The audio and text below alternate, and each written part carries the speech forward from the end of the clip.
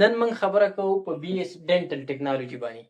دا فیلډ څنګه دی، د دې الیجیبیلیټي کرایټیریا څه ده، کم سټوډنټس په دې کې ایډمیشن اخیستلی شي، په څومره وخت کې دا ډیګري اخیستل شي، د دې مستقبل څنګه دی، که په دې جاب میلاویږي نو څو سکیل جاب میلاوي، آیا په دې ډیګري باندې یو سټوډنټ خپل کلینیک شي کولاولی که نه، چې د دې بي اس ډینټل ټیکنالوژي په بهر دنیا کې څه سکوپ شته که نه.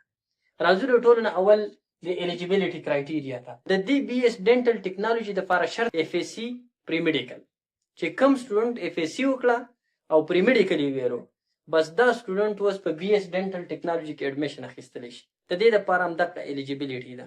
راځو ډیوریشن ته. بي اس ډینټل ټیکنالوژي کې یو سټوډنټ ایډمیشن واخیستو، دا د څومره وخت ډیګري ده؟ نو دا ډیګري ده 4 ایئر، مطلب 8 سیمسټر، 8 سیمسټر په 4 کاله کې ستا 8 سیمسټر کمپلیټ شي، چې 8 سیمسټر ته کمپلیټ لستا ډیګري کمپلیټ شو، نو په 4 کاله کې د بي اس ډینټل ټیکنالوژي مکمل کیږي. اوس راځو د دې په جابز باندې خبره کوو. نو کله چې یو سټوډنټ بي اس ډینټل ټیکنالوژي دا ډیګري واخلي، که په ګورنمنټ هسپتال کې دته جاب میلاویږي نو د سرکار د طرفه د دې 16 سکیل دی. نو چې بي اس ډینټل ټیکنالوژي یو سټوډنټ وکړه او دته جاب میلاویږي، دته به بي پی اس 16 سکیل جاب به دې ته میلاویږي. په ګورنمنټ هسپتالونو کې به دته 16 سکیل جاب میلاویږي، خو دا نه خواسته دته سرکاري جاب میلاو نه شو، ګورنمنټ جاب میلاو نه شو، د یو پرایویټ هسپتال والا سره هم دی جاب کولی شي. که دی په پرایویټ هسپتال کې جاب نه کوي او دی شوق لري دی خپل کلینیک هم شي چلولی، داسې هم شي کولی چې دی ګورنمنټ جاب هم کوي او خپل کلینیک ورسره هم وکړي، پارټ ټایم هغه چلوي.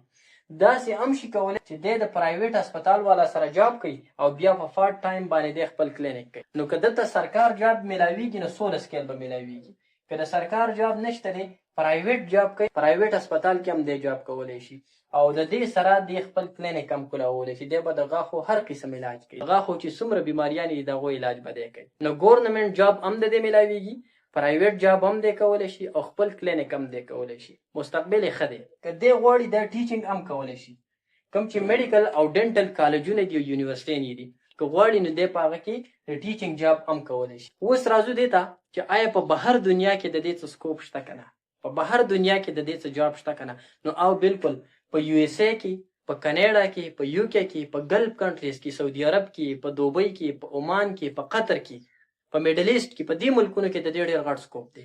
دی له ډېر های سیلریز ورکوي، غټې غټې تنخواګانې ورله ورکوي. نو که یو سټوډنټ دا غواړي چې زه ډینټل وکړم نو د ده فیوچر به روښانه. او بیا زه تاسو ته ویم د ډېرو ډیګریانو نه زما د بي اس ډینټل په څه باندې خوښ دی، په دې مې خوښ دی چې دا انسان چېرته بېروزګاره کېږي نه. که دی خپل کلینیک کولاو کړي که نه، نو خپل کلینیک هم د ده ډېر زیات کامیابي، د ده ډېر زیات پیشنټ دي، نو د ده مستقبل روښانه دی. د جاب هم چانس شته چې ګورنمنټ جاب ورته میلاو شي، په 16 سکیل باندې ولګي. که جاب میلاو نه شو د پرایویټ هسپتال والا سره جاب کولی شي، خپل کلینیک هم کولی شي، دلته د ټیچینګ جاب هم میلاویدلی شي، چې په ګورنمنټ کالج او په ګورنمنټ یونیورسټیانو کې هم دلته د ټیچینګ جاب میلاویدلی شي او خپل کلینیک هم کولی شي. تاسو ته ما وویل که دی بهر تلل غواړي نو په یو اس ای، په کنیډا، په امریکا، په اسټرالیا، په ګلف کنټریز کې، په میډل ایسټ کې دلته ډېر ښه سیلریز دی خلکو ته ورکوي. نو مستقبل روښانه دی. که څوک کول غواړي نو بي اس ډینټل ټیکنالوژي وکړي.